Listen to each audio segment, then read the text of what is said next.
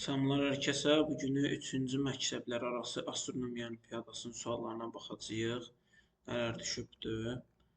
Burada sabitlər cədvəli var, lazım olanlardan. Aha, ya Allah, bismillah, başlayaq. Deməli, birinci sualdan. Gəncədə oktyabr ayında bir otağa eyni bir gündə 3 fərqli vaxtda eyni pəncərədən günəş işığı düşür. Günəş şüalarının yerdəyişmə səbəbi nədir? Səhər vaxtı günəş şüaları belə, günorta vaxtı belə, axşam vaxtı belə düşür. Deməli, birinci qələmi götürüm. Deməli, yer fırlanır və fırlanma oxu meyillidir. Günəş fırlanır və fırlanma oxu meyillidir. Günəş tərpənməzi və fırlanma oxu orbitə perpendikulyardır. Yerin fırlanma oxu meyillidir və o günəş ətrafına fırlanır. Birinci sualda əslində D variantıdır, gördüyünüz kimi. Birinci sual D variantıdır. Yerin fırlanma oxu meyillidir və o günəş ətrafına fırlanır. Sonra ikinci sual, aşağıdakı şəkildə yerin günəş ətrafına fırlanma orbiti və yer ətrafında hərəkət edərkən ayın müxtəlif mövqeləri verilmişdir. ABC-D hərfləri ayın 4 fərqli vəziyyətini göstərir. Ay tutulmasını deyir. Ay tutulması haçan baş verir, onu deyir. Deməli, birinci A-dan baxsaq, gördüyünüz kimi A-da günəş tutulmasıdır. Necə? Çünki günəş işıqları əslində dünya tərəfə düşəndə ay günəş işıqlarının qabağını kəsərək, yəni günəşin qabağını kəsərək günəş tutulması baş verir. D variantında da elə eynilədir. Günəş şüaları düşərək günəş şüaları düşərək ay onun qarşısını alır. C variantında da elədir, gördüyünüz kimi. Amma B variantında elə deyil. B variantında ay tutulması baş verir. Yəni, belə loru dildə desək, ay dünyanın arxasında kimi görünür və ona görə də ay tutulması baş verir. Yəni, 2-də də B variantı, yəni B. Yerə ən yaxın ulduz hansıdır? Çaşdırıcı sualdır əslində burada. Deməli, əslində burada C variantıdır. Bildiyiniz üzrə günəşdir. Şimal qütb ulduzu, yəni və yaxud digər adı ilə, əsas adı ilə Polaris, sonra Aldebaran, Günəş və Centauri Proxima. Proxima Centauriyə əgər ki desələrdi ki, yerə ən yaxın olan ulduz sistemi hansıdır və yaxud da ki, Günəş sisteminə ən yaxın olan ulduz sistemi hansıdır desələrdi, onda D variantını götürmək mümkün olardı. Dördüncü sual. Yerdəki müşahidəsinin hansı enlikdə yerləşməlidir ki, 22 iyunda 24 saat gündüzü, 22 dekabrda isə 24 saat gecə müşahidə etsin. Qalan günlər isə gecə-gündüz müşahidə olunsun.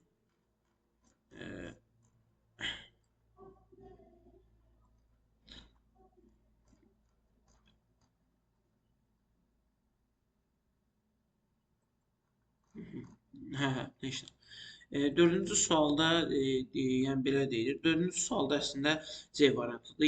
Yerin şimal qütbündən asılıdır ona görə. 4-də C variantıdır. Çünki yerin şimal qütb dairəsi 6.65 şimal enliyidir. Ona görə də 4 C variantı uyğun gəlir. Bir ulduzun ömrü təxmini olaraq aşağıdakı düsturla hesablanır. Gördüyünüz kimi. Bu düstur burada T ulduzun ömrü, M ulduzun kütləsi, M günəş isə günəşin kütləsidir. Hesablamaları asanlaşdırmaq üçün yuxarıdakı düsturu aşağıdakı şəkildə götürək. Böyük partlayışdan, yəni Big Bang 1.6 milyard il sonra yaranmış ulduza hələ də mövcud olsa kütlələri ən az nə qədər olmalıdır? Böyük partlayış 13.7 milyard il əvvəl baş verdiyini qəbul edin. Deməli, burada belə yazırıq. T böyükdür, kiçikdir. Böyükdür, bərabərdir. 13.7 vurulsun. 10 üstü 9 il. 10 üstü 9 il. Çünki 13.7 milyard il əvvəl. Çıxılsın. 1.6 vurulsun 10 üstü 9 il. Çünki buradan da şey çıxacaq, 1.6 milyard il sonra yaranmış ulduzlar. Buradan da belə çıxanda T böyükdür, bərabərdir. 12.1 vurulsun 10 üstü 9 il olaraq qalacaq. Yəni T budur. İndi gördüyünüz kimi bunu T-nin yerinə qoyacağıq. 12.1'i belə yazacağıq. 12.1 vurulsun. Bir dəqiqə.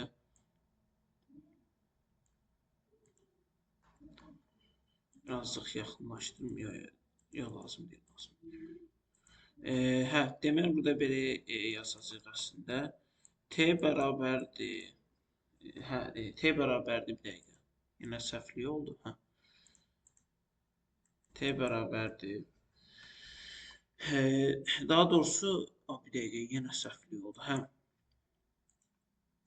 12.1 vurulsun 10 üstü 9 il bərabərdir. M-də M günəş kvadratı vurulsun 10 üstü 10 il. Yəni, burada da belə yazacağıq. İndi buralı hesablaşdırmaq lazımdır. 12.1'i deməli böləcəyik 10.10 ilə. Daha doğrusu 10 vurulsun 10 üstü 9 ilə. İndi rəngini dəyişim. Ona görə də belə yazacağıq. 12.1 vurulsun 10 üstü 9 il bölünsün 10 vurulsun 10 üstü 9 il. Bərabərdir M-də M günəş mötərizə xaricində kvadratı. Deməli 10 üstü 9 illər ixtisara gedir. Qalır əslində indi mən buralı silmək məcburiyyətinə qalacağam.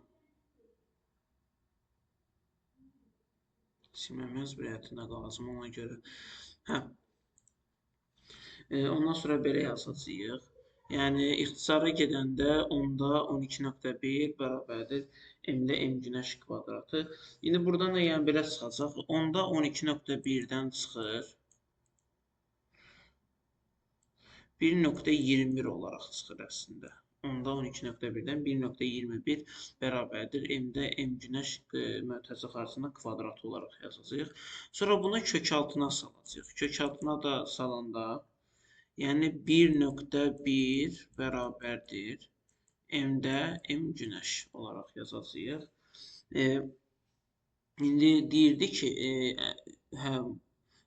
ulduzlar, sadə ulduzlar, ona görə də M bərabərdir 1.1-də M günəş olaraq yazacağıq. Günəşin kütləsi bildiyiniz üzrə 1.989 vurulsun 10 üstü 32 oldu. Ona görə də buradan belə yazacağıq. Buralıqları silim. Yəni, buradan da belə yazacağıq. M bərabərdir 1.1-də 1.989 vurulsun. Daha doğrusu 10 üstüləri yazmağa ehtiyac yoxdur. Yəni 1.989-u 1.1-ə də böləndə isə cavab əslində A variantı qalır. Yəni 0.91 qalır. Ona görə də cavab A-dır. 5-ci sualda A-dır. Sonra 6-cı sual yer qrupuna aid olan planetləri göstərin. Yer qrupu deyəndə terestrial planetlər nəzərdə tutulur. Terestrial. Bunu mən sizə necə yazım? Xəttim biraz əyri görünür. Terestrial planetlər olaraq götürülür. Yəni səthi falan daşdan yaranan, belə sərt materialdan yaranan planetlər nəzərdə tutulur. Bunlardan birisi Marsdır. Sonra Merkuridir. Saturn, Neptun, Uran, Jupiter bunlar əslində qaz nəhənglərdir, yəni qaz divlərdir. Yəni belə gəzmək üçün səthləri yoxdur deyənə, ona görə də götürmürük Veneradır bir də. Yəni terestrial planetlər səthində gəzə bildiyimiz planetlər nəzərdə tutulur. 1, 2, 7 variantı. Günəş sisteminin xarici planetlər qaz nəhəngləri əsasən hansı qazlardan təşkil olunur? Yenə qaz nəhəngləri deyəndə elə Saturn, Neptun, Uran, Jupiter. Əslində qaz nəhəngləri əsasən hidrogen və heliumdan təşkil olunur. Az miqdarda isə metan, amonyak kimi maddələrlə də təşkil oluna bilir. 8-ci sual. 22 iyunda Günəş zenitdə olduqda Estoniyanın Tallin şəhərində 59 şimal enliyi və 24 şimal uzunluğunda Günəş işığının düşmə uzağını tapın. Burada da düstur belədir. H bərabərdir 90 dərəcə çıxılsın. Modulda fi çıxılsın delta olaraq yazılır. İndi deyir ki, deməli, fi 59 dərəcədir. Onu da belə yazacağıq. H bərabərdir 90 çıxılsın 59 və daha doğrusu modulda 59. Delta isə 24'dür. Birinci modulu hesablayır. 59'dan 24'ün çıxanda eləyir 54. 90'dan da 54'ün çıxanda yox. 59'dan 23.5-ci çıxırıq və ondan sonra da 90'a çıxırıq. O deyir H bərabərdir 54.5 dərəcə. Yox, 54 dərəcə deyilir. Burada da cavab yəni 54 dərəcədir. 54 dərəcədə harda var? A variantında. 8-ci sual A variantı. Günəş işığına fokus məsafəsi 10 sm olan böyütücü linzanın fokusunda kağız parçası qoyduqda yanaraq əmələ gəliyi deşin radiusu nə qədər olar? Qiymət nə qədər böyük olsa radius o qədər kiçik olar. Ona görə də burada D variantıdır. Raket 1 saniyədə 300 kilo qazı 1.5 kilometr. Onda 1 saniyədə T bərabərdir 1 yazırıq. M kütlə bərabərdir 300 kilo. Sürət isə V bərabərdir 1.5. Deyir ki, raketə təsir edən itələmə qüvvəsi, yəni F istəyir, F sual. Bildiyiniz üzrə əslində belə yazacağıq. MV deyəndə yəni impuls nəzərdə tutulur. Impulsun əslində belə bir düsturu var. P bərabərdir F vurulsun delta T olaraq. Burada deməli F-i tapanda isə F bərabərdir delta T də P olaraq yazılır. P-nin əslində impuls eləcə də MV deməkdir. Yəni ona görə də M vurulsun V delta T, daha doğrusu delta M vurulsun V bölünsün delta T. Deltalar ixtisara girir, elə T-də M vurulsun V qalır. Deməli deyir ki, T 1-dir, M 300'dür. İndi isə burada V-ni əslində kilometrdir. Bu metrə çevirəcəyik. Yəni 1500 metr olaraq yazacağıq. 1500 metr. Burada amma kilometr verilibdir. Yəni 300'ü 1500'ə vurub 1'ə böləcəyik. O da hardasa eləyir 450.000. 450.000 də 1'ə böləndə ilə 450.000 qalır. C variantı. Onda C variantıdır. Geostasiyanar peykin yer səthindən nə qədər hündürlükdə yerləşdiyini hesablayın. Qeyd geostasiyanar peyk yerdəki müşahidəsinin sabit bir nöqtədə görünür. Çünki o ekvator yeyin fırlaması eyni istiqamətdə və eyni sürətdə hərəkət edir. Həmişə geostasiyanar peyklər 36.000 kilometr uzaqlıqda olur deyənə, yəni C variantıdır burada. Fərz edək ki, bir nəfər yerdə digər kosmonavt kosmosda eyni nağaraya zərbələr vurur. Bu nağaraların təsiri arasında hansı fərqlər olacaq? Burada təbii ki də variant əslində bu variantıdır. Kosmosda titrəyiş olacaq, amma səs olmayacaq. 12-də də bu variantıdır. 13-də aşağıdakı şəkildəki kimi uzun sapı olan süpürgə ağırlıq mərkəzi ilə tarazlanır. Ona görə də əgər süpürgəni ağırlıq mərkəzindən olmaqla 2 hissəyə bölsək, ondan sonra da hər bir hissəsinin çəkisini ölçsək, hansı hissə daha ağır olar? Burada təbii ki də əslində gördüyünüz kimi süpürgə olan hissə daha ağır olacaq, süpürgəsiz hissə daha ağır olacaq, hər bir hissənin çəkisi eyni olacaq. Burada təbii ki də eləcə də A variantıdır. Süpürgəli hissə daha ağır olacaq. Bakı televiziya qülləsindən 180 metr yüksəklikdə işləyən usta su qabını deşirliyi və qabdan 1 saniyədə 10 mm su axdığını görür. O su içməyə çalışdığı zaman qabı əlindən düşür və qab heç yerə toxunmadan yerə dəyir. Heç yerə toxunmadan. Əgər su qabı düşməzdən əvvəl 300 mm-sə, 300 mm su varsa, yerə dəyən anda qabda nə qədər su qalmışdır? Hava müqaviməti nəzərə almayın.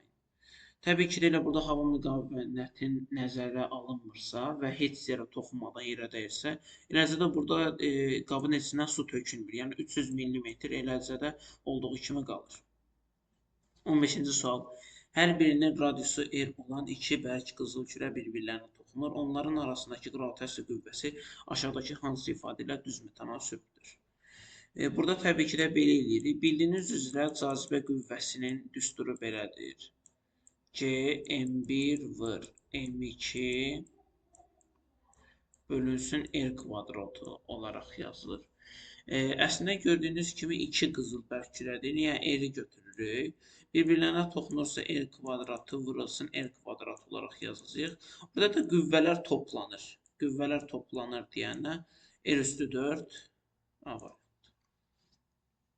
Ayın səthindən 100 km yüksəklikdə orbitdə hərəkət edən süni Pekin təxmini fırlanma periodu nə qədər olacaq? Burada şeylə hesablayacağıq. Keplerin 3-cü qanununun fırlanma periodu ilə əlaqəli olan düsturu.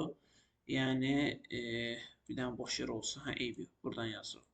T bərabərdir 2 pi kök 6 R kubu bölünsün Cm A işarəsi. Çünki burada ay deyilir. Ona görə də ay işarəsindən yazacağıq.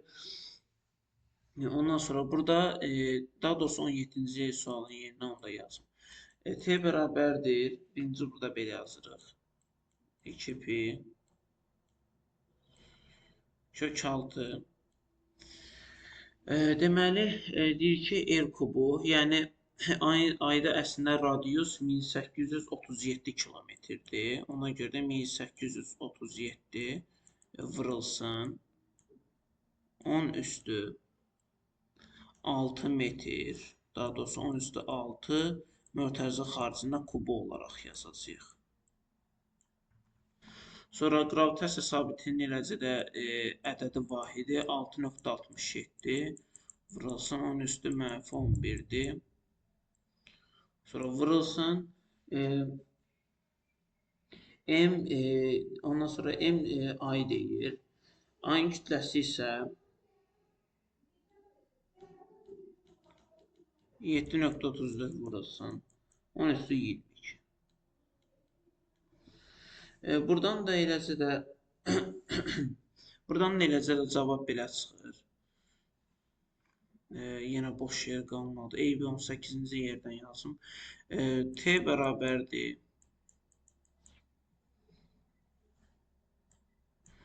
2 pi kök 6. Burada bunlar vuracağıq. Deməli 4.9 vurulsun 10 üstü 12. 10 üstü 12 edir. Sonra 6.19 vurulsun 10 üstü 18. 10 üstü 18. Bunlar da yine kök altda ixtisara gedəndə qalır. T bərabərdir 2 pi kök 6 1.26 vurulsun, daha doğrusu ilə vurulsun yazmaq ehtiyac yoxdur. Yəni 1.26 edir. Onu da indi kökdən çıxartmaq lazımdır. Onu da buralı silmək məcburiyyətində qalacam. Buradan da kök 6-dan da çıxardanda isə qalır. T bərabərdir 2 pi vurulsun. Vurulsun 10 üstü 6'ını da kök 6'ını indi çıxardacağıq. 1122.5 yani 2 pi vurulsun 1122.5 2 pi bildiğiniz gibi 3.14'dür. 3.14'e vurup 1122.5'e vuracağıq. Oradan da alınır 7052 saat. Bir dəqiqə. Saat yazmaq ehtiyac yoxdur. Yəni 7052. 7052-ni 60-a böləcəyik. Fırlanma periodu deyirsə, onu da 60-a böləcəyik elə bir dəfəlik. 7052-ni də 60-a böləndə 117.5 qalır. 117.5 yoxdur. Ona yaxın cavab C variantıdır. Yəni 16-cı sual C variantıdır. Sonra onda mən buralı silim bir də.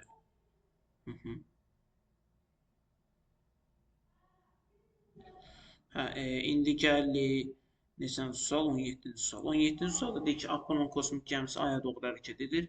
Yerdən hansı məsafədə Apollon qravitasiya sahəsinin yekun intensivliyi 0 olacaq? Yəni bunların arasındakı ən böyük qiyməti seçəcəyik. Çünki bildiyiniz üzrə elə düşünün ki, bu dairə dünyadır. Dünyada nə qədər uzaqlaşırsanız, eləcə də qravitasiya intensivliyi 0-a doğru gedəcək. Eləcə də Ay arasındakı məsafə, Dünya ilə Ay arasındakı məsafə 348 min kilometrdir. 348 min kilometr. Yəni bunların aralarındakı ən böyük isə B variantı, 17-də B variantıdır. 18-ci sual. Yerin dönmə oxun istiqamətləndiyi ulduz. Ulduz hansı bürcdə yerləşir? Qəşəng sualdır. Bu ulduz bildiyiniz üzrə qütb ulduzu, yəni Polarisdir. Polaris isə kiçik ay bürcündə yerləşir. Hətta kiçik ay bürcünün şəklini çəkmə ehtiyacı varsa belədir. Bir dəqiqə. Belə ulduzların nöqtələrindən çəkmə məcburiyyətinə qalacam deyənə.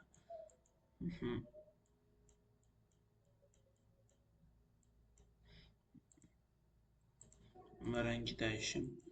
Yəni belə xəttlər də getsə, gördüyünüz üzrə 7 dənə ulduz var. Polaris isə gördüyünüz üzrə böyük ay bürcünün eləcə də ən üstündə yerləşir. Yəni gördüyünüz burada Polaris ulduzu. Ona görə D variantıdır. 19-cu sual. M və 3M kütləli iki ulduz bir-birlərinin ətrafında təxmini olaraq dairəvi orbit üzrə hərəkət edir. Periodları T-yə bərabərdir. Ulduz arasındakı məsafə D bərabərdir. Radianda 3 kök 6 pi kvadratında Boltzmann sabiti vurulsun, K vurulsun, M vurulsun, T kvadratı olaraq yazılır. Düsturu ilə təyin edilir. Düsturdakı K əmsalının ədədi qiymətini hesablayın. Burada əslində belə eləyəcək. Eləcə də 19-da B variantıdır. Çünki yenə də K misalı burada hər zaman 1 olmalıdır ki, bunlar uyğun gələ bilsin. 19-da B variantı.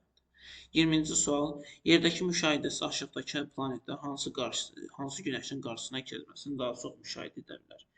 Burada cavab Merkuridir. Çünki ümumiyyətcə teleskopla Merkuriyə baxmaq olduqca çox çətindir. Çünki hər zaman Merkuri elə düşünün ki, günəşlə necə deyim, dünya günəşlə doğulur və günəşlə də batır həmişə. İnsan perspektivi ilə elə düşünün ki, günəşlə doğulur və günəşlə də batır həmişə. Ona görə də günəşin işıqları nəticəsində, yəni Merkuriyə belə teleskopla baxmaq o qədər də olmur. Günəşin qarşısına keçməsi daha çox müşahidə edilə bilər. Ona görə də A variantıdır burada.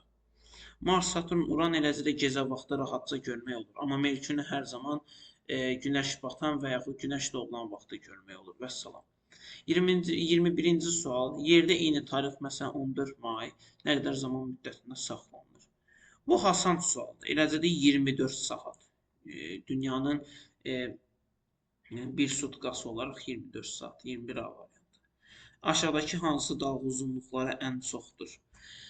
Bax, bu da çox yaxşı sualdır. Dalğa uzunluğu nədir desəniz? Dalğa uzunluğu ümumiyyətcə belə çəkilir, belə, yəni gedir. Dalğa uzunluğu əslində, yəni şəklini sizə göstərə bilsəm. Birinci, ən qısa dalğa uzunluğu qamma şüasıdır. Qamma şüası. Sonra qamma şüasından gedir əslində görünən dalğalara, oradan ultrabənövşəyi dalğalar, radio dalğalar falan filan. Yəni ən uzun dalğa radio dalğasıdır əslində. Ona görə də 22-ci sual B variantıdır, radio dalğaları. 23-cü sual. Yer səthində bir insanın kütləsi 80 kilo olsa, onun Mars planeti kütləsinə nə qədər olar? Burada da eləcə də çaşdırıcı sual kimi görünsə də, burada eləcə də C variantıdır. Çünki gəlin niyə deyim? P bərabərdir mg. Bildiyiniz kimi P çəkidir, böyük P çəkidir, m kütlədir, G-dəki qravitasiya intensivliyi. Məsələn, 80 kilolu insan əslində dünyada 800 çəki olaraq 800 newtondur. Çünki çəkinin vahidi elə bildiyiniz kimi 1 newtondur. Yəni 80-ı vırırıq ona. Çünki qravitasiya intensivliyi dünyada 9.81 və yaxud da ki təqribi olaraq 10-dur. 80-i vırırıq ona görə dünyada bir insansa çəkisi 800 newton olur. Amma Marsda isə Marsda isə qravitasiya intensivliyi isə 3,86-dır. Yenə xətti məyri olur, əməlli yazmaq olmur çünki. 3,86-dır. Elə düşünün ki, 800-ü, daha doğrusu 80-ı 3,86-ya vuranda, yəni çəkinin qiyməti elə alınır. Amma dediyim kimi, planetlərdə fərqi yoxdur. Kütlə nə qədərdir? Yəni, planetlərdə kütlə dəyişmir. Olduğu kimi qalır. Ona görə də C variantıdır 23-də. Əgər ki, çəki desəydi, onda elə 80-ı 3,86-ya vuracaqdıq. 24-cü sual. 24-cü sualda deyir ki, Günəşlə ayın və yerin aşağıdakı hansı düzülüşü dünya okeanında maksimal qabarma və çəkinmə hadisələri səbəbi olur. Qabarma və çəkinmə hadisəsini yəqin ki, bilirsiniz. Ona görə də burada əslində